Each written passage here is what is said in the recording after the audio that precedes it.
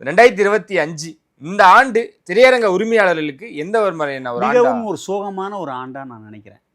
ஒரு இதுவரைக்கும் எனக்கு தெரிஞ்ச கணக்குப்படி போன வெள்ளிக்கிழமை வரைக்கும் 271 படம் ரிலீஸ் ஆயிருக்கு. ஏன்னா நம்ம தியேட்டரில் வந்து ஒரு நோட்டு வச்சுருப்பாங்க. அதில் வந்து வாரம் வெள்ளிக்கிழமை என்ன படம் ரிலீஸ் ஆகுதுன்னு, தமிழ் படங்கள், மாற்று மொழி படங்கள், ஆங்கில படங்கள், ரீரிலீஸ் படங்கள் எல்லாத்தையுமே ஒரு நோட்டில் எழுதிக்கிட்டே வருவாங்க.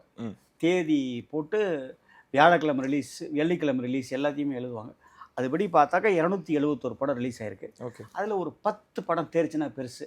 அதையும் உனக்கே நீ கேட்காமலே நான் சொல்லிடுறேன். நான் இந்த வருட ஆரம்பத்தில் மதகஜராஜா ஜெயிச்சிச்சு, குடும்பஸ்தன் ஜெயிச்சிச்சு, டிராகன் ஜெயிச்சிச்சு, குட் பேட் அக்லி, அதுக்கப்புறம் டூரிஸ்ட் ஃபேமிலி, மாமன், தலைவன் தலைவி, அதுக்கப்புறம் வந்த ஒரு ஒரு ஒரு போர்ஷனில் பார்த்தீங்கன்னா டியூடு, காந்தாரா, பைசன், இதுதான் வெற்றி. இப்போ நீ அடுத்தாப்புல ஏதோ ஒரு படத்து பேரை சொல்லி கேட்பேன். நான் இப்போ தெளிவாக அழுத்த நிறுத்தமாக சொல்லிடுறேன். இப்போ நான் சொன்ன படங்கள் தான் தியேட்டர்கள்லையும் விநியோகஸ்தருக்கும் தயாரிப்பாளருக்கும் எல்லா விதங்கள்லையும் லாபம் கொடுத்த படம். இப்போ நம்ம தனஜெயன் சார் என்னோட ரொம்ப நெருங்கிய நண்பர். அவர் வந்து ஒரு விளக்கம் சொல்வார். சார் இந்த படம் சேட்டலைட்டில் லாபம் கிடைச்சிருக்கு, இந்த படம் வந்து ஓடிடியில் லாபம் கிடைச்சிருக்கு அப்படின்றார். எங்களுக்கு அதெல்லாம் தெரியாது.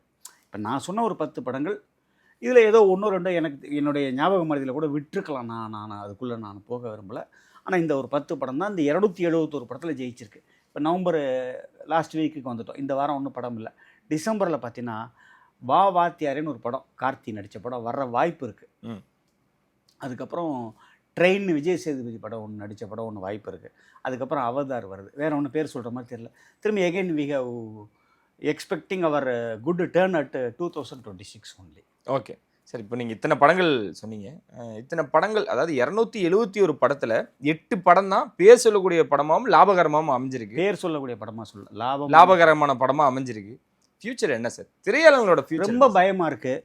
இதே நிலைமை நீடித்தால் தனி தேட்டர்கள், இந்த இண்டிவிஜுவல் தேட்டர், சிங்கிள் ஸ்க்ரீன்ஸ்னு சொல்கிறோம்ல, அவங்க ஒரு 400 பேர் கிட்டத்தட்ட, 400ன்னு சும்மா ஒரு நம்பர் தான் சொல்கிறேன், பெருவாரியான தேட்டர்கள் மூடக்கூடிய அபாயத்தில் தான் இருக்குது.